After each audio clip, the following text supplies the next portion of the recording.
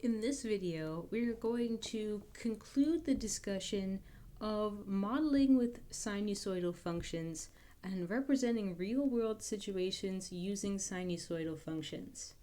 Today, what we're going to do is use the techniques of videos 14 and 15, where we studied solving trigonometric equations, and we're going to apply that to answer questions about real-world cyclical behavior.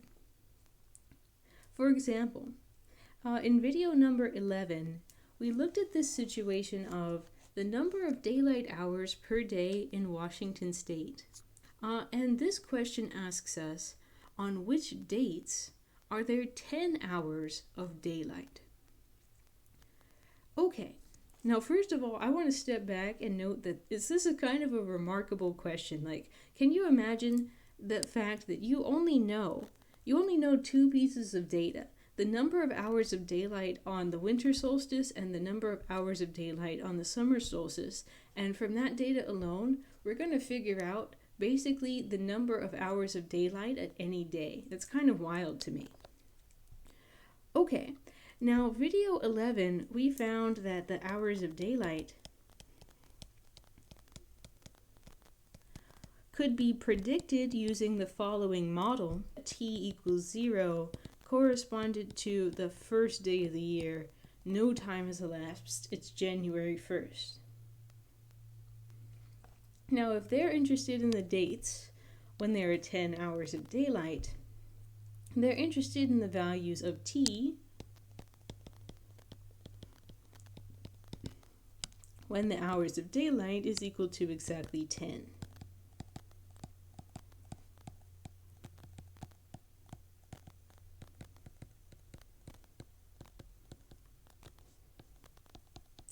So our mission is to solve this equation for T using the techniques of the previous days. So this represents, in some sense, a combination of all the stuff that we talked about in both video 14 and in video 15, because not only will it be necessary for us to get rid of this stuff outside of sine, but there's also a bunch of stuff inside of sine besides just the variable t. So step one, what I'm going to do is I'm going to isolate the trig function. So to that end, I'm going to move this 12.21 and this 3.79 out of the way. So going in, so first by subtracting 12.21 from both sides, I get negative 2.21 is equal to 3.79 times sine of stuff.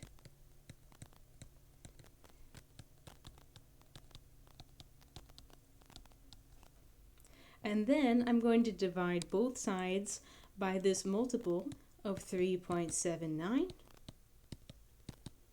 And rounding to approximately 3 decimal places, I'm going to get 0.583 is equal to sine of stuff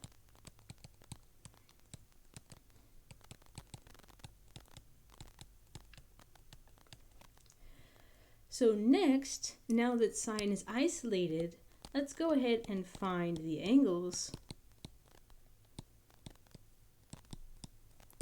at which sine outputs negative 0.583. So negative 0.583 is most certainly not one of the values that shows up on my reference circle. So in order to determine these values, in order to even get started, I'm going to use arcsine to find one angle at which sine outputs negative 0.83.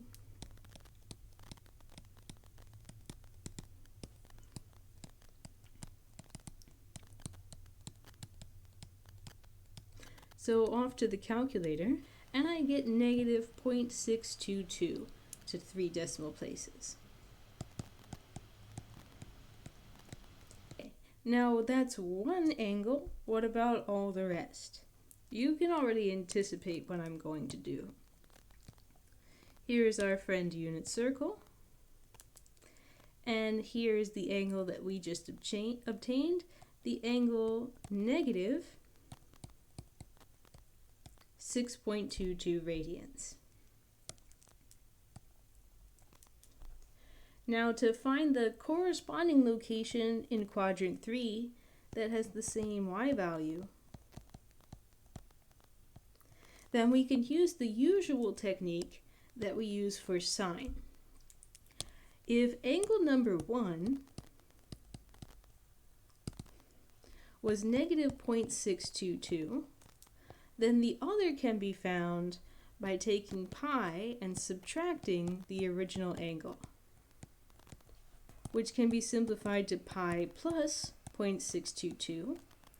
Conceptually, this would represent going a full rotation and then going an additional 0.622 radians counterclockwise to put me at this green secondary position.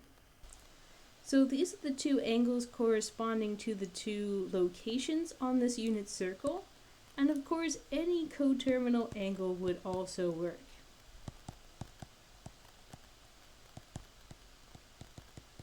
So right now, while I'm describing these angles, I'm going to include the plus 2 pi k. Plus 2 pi k is used when describing angles.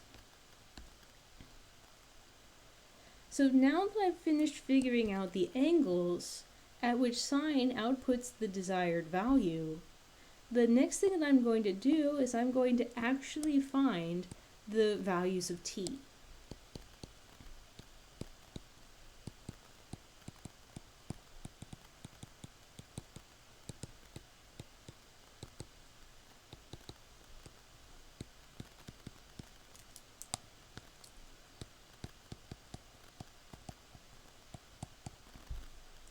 So the angles are equal to the input of sine. And the input of sine in this problem was given by 2 pi divided by the period, t take away 79.75. That is the quantity that can be equal to either 0.622 plus 2 pi k, or alternatively, it can be equal to the other set of angles, which was 3.764 plus 2 pi k. All that I have done is taken the input of sine in our problem, the quantity inside the parenthesis, and set it equal to the two possibilities that we found for the angles. So what I'm going to do is I'm going to use my calculator to first of all get rid of this 365 that's being divided by multiplying both sides by that quantity. And I'm going to divide out the 2 pi, which is currently being multiplied, to get rid of that.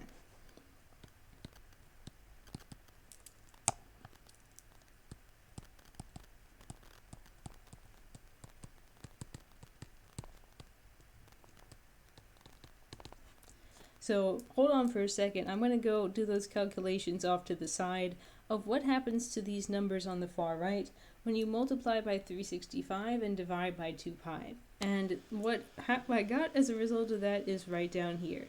36.13 negative and 218.66. Now if I take 2 pi k and divide out 2 pi, that will cancel the 2 pi's. And if I multiply that by 365, then I'll get 365 times k. So far, that's what we've got.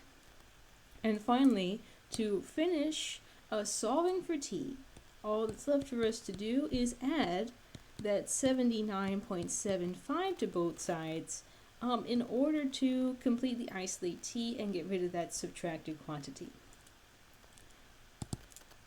So if I add 79.75 to both sides and combine like terms,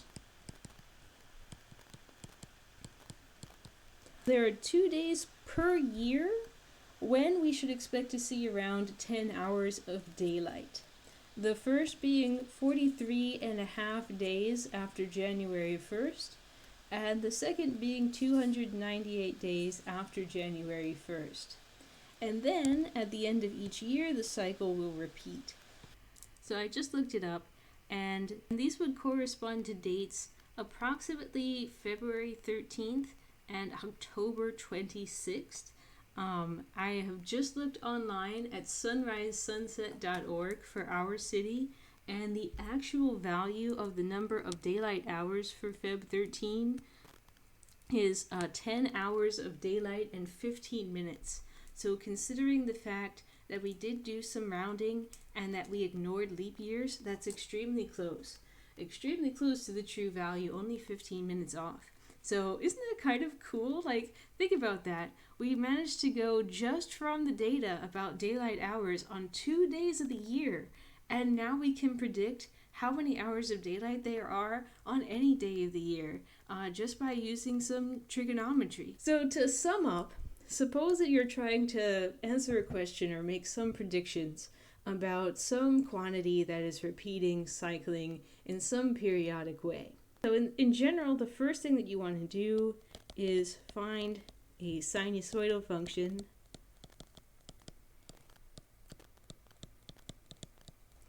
to represent the situation. That's what we studied how to do in video 11. The next thing that you want to do is you want to express the question that you're trying to answer as a mathematical equation that you can solve.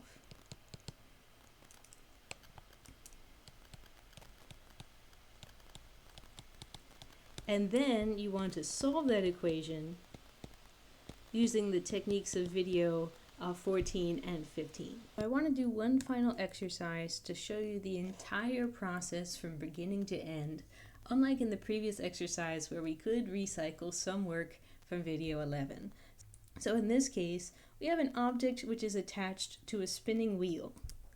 The wheel is positioned so that its lowest point is on ground level, and I'll just go ahead and call ground level y equals 0.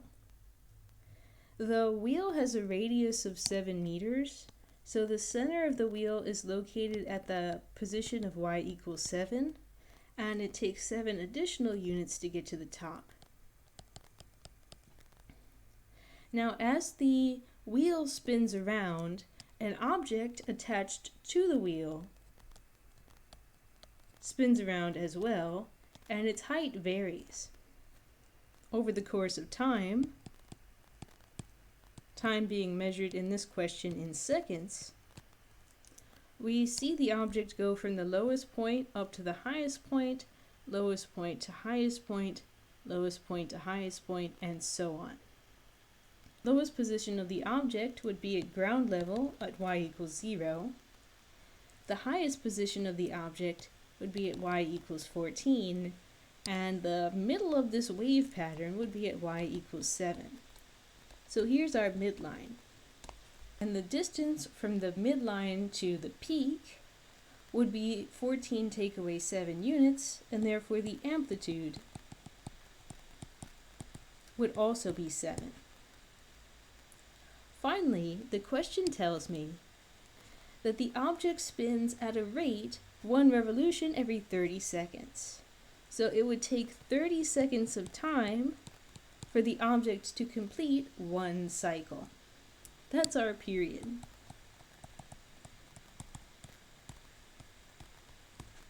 So let's go ahead and set up a sinusoidal function which matches this data in its amplitude, midline, and period.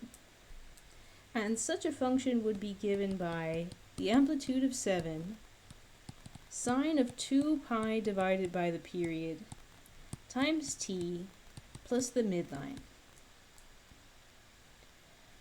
Now let's check and see if we need to include a horizontal shift to match any data in the problem about what might have been happening at any particular time. And rereading the question, I notice that they give me the data that the object starts at the ground. So what we need is for t equals 0 to correspond to the lowest point on the ground, which we're representing by y equals 0. Now presently, looking at the graph of the prototype function that we have constructed, we can see that this object reaches its lowest point, definitely not at time t equals 0. One location where it reaches its minimum location is over here at t equals negative 7.5. So one way to fix this would be to shift this graph by 7.5 units to the right. So let's go ahead and make that change.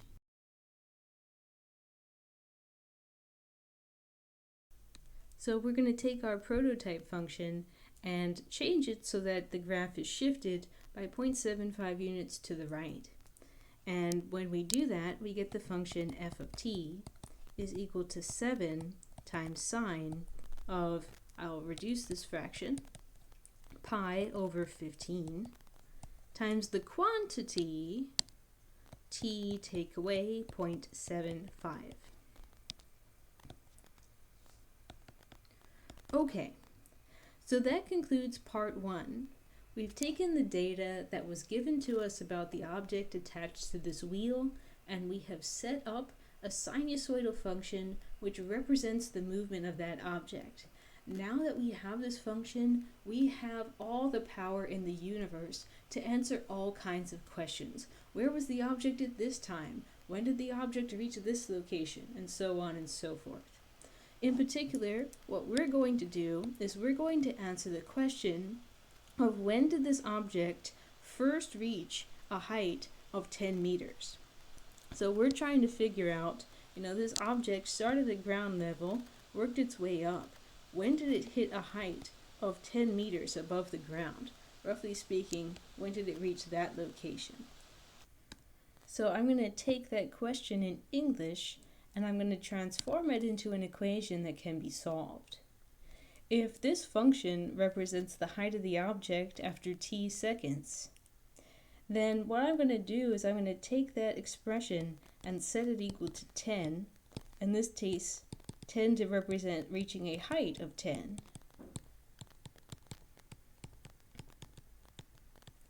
And at this point, this question is almost identical to the one that we did for the first exercise of today.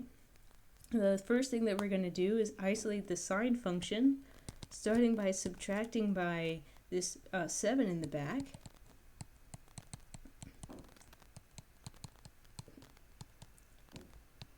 And then by dividing out that 7 in the front.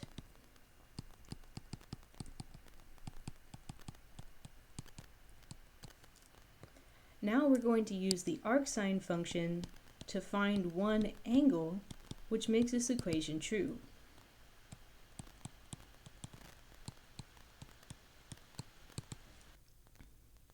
According to my calculator, one of the angles that makes this equation true is if I plugged in the angle of 0.443 radians to sine. So now, all the angles can be described by 0.0443, or any angle coterminal to that. Or if we take pi and subtract the first angle that we found, we'll get the angle 2.699, and any coterminal angle to that will also work. This is using the general principle that we have seen with sine a few times, that if the first angle with the specified y-coordinate is given here, in our case 0.443, then the secondary angle that outputs the same y can be found by going forward by pi and then backtracking by that angle theta. So this location would have the angle pi take away 0.443. Now these are the angles, and the angles are always equal to whatever quantity is being plugged into sine. And the quantity that is being plugged into sine, in our case, is pi over 15 times t minus 0.75. That can be equal to either 0.443 plus 2 pi k, or equal to 2.699 plus 2 pi k. Almost there. Now let's figure out what the actual values of t would be to make these equations true. And the first thing that I'm going to do in order to figure out the t values is get rid of this pi over 15 by multiplying by 15 and dividing by pi. So if I do that, then that eliminates that pesky constant multiple on the far left. If I take the 2 pi k and divide out pi, then that will turn that into a 2k. And if I hit that with a 15, it'll become a 30.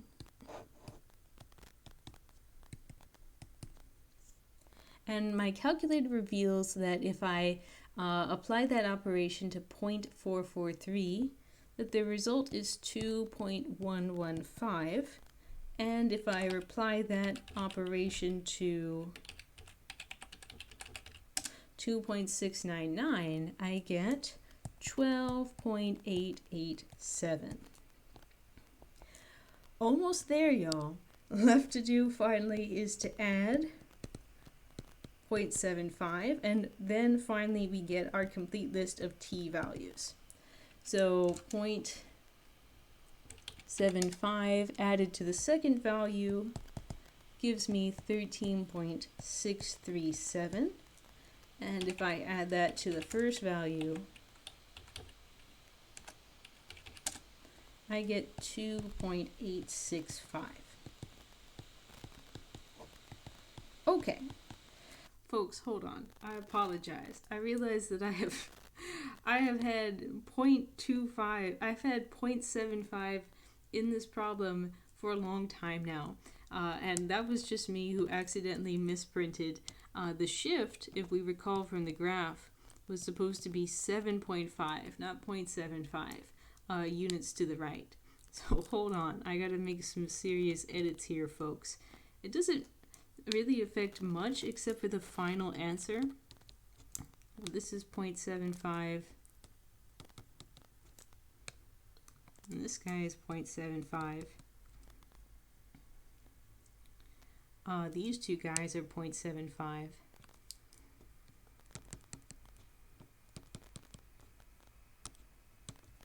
These two guys are 0.75. And of course I should be adding 0.75. Oh, I keep even saying it wrong. 7.5, y'all. Add 7.5. Goodness me. Okay, so let me go ahead and fix that. So that's 2.115 plus 7.5. That is 9.615. Yes, that looks better. And here we go, 12.887.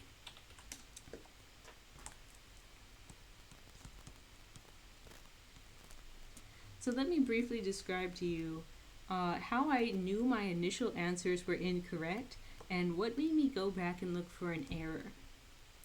So I'm looking at these two times here, and these are supposed to be times when the height of the object is equal to 10 meters above the ground. Now, I'm seeing a plus 30k in my answers, and that's reassuring to me because I know that the object is supposed to go through one full cycle every 30 seconds. So I'm expecting that all the answers that I get will be separated by 30-second intervals, and we'll see a solution every 30 seconds. But I also anticipated having one answer that was a little bit less than 15 seconds and another answer that was a bit more than 15 seconds. And that's because looking back at my original picture, if it takes the objects 30 seconds to go all the way around the wheel, then it should take 15 seconds to get up to the highest point and another 15 seconds to get back down to the lowest point. So I was expecting one answer corresponding to the time when the object was on its ascent, some solution between time 0 and time 15, and I was expecting another solution corresponding to the object's descent sometime between between time 15 and time 30. So when I didn't get those two results, I was suspicious, and that's when I realized I had made a misprint. So that's a good sort of life lesson. As you're doing these examples, they're kind of nice because you actually have something concrete that you're working with that you can use to check and make sure your answers make sense. And that is how I knew that I had made a misprint in my work. Okay, so these are all the times when the object reaches the specified height. The question said, when did the object first reach the specified height? And so the first time when the height of the object was equal to 10 is given by the first time in the list here, this time between 0 and 15 seconds, 9.615. When the object first reached 10 meters on its way up to the maximum height at 14 meters. Alright, that concludes today's material. Today was a demonstration of how to put together our knowledge from video 11 and from videos 14 and 15 to actually answer some questions about real-world cyclical behavior.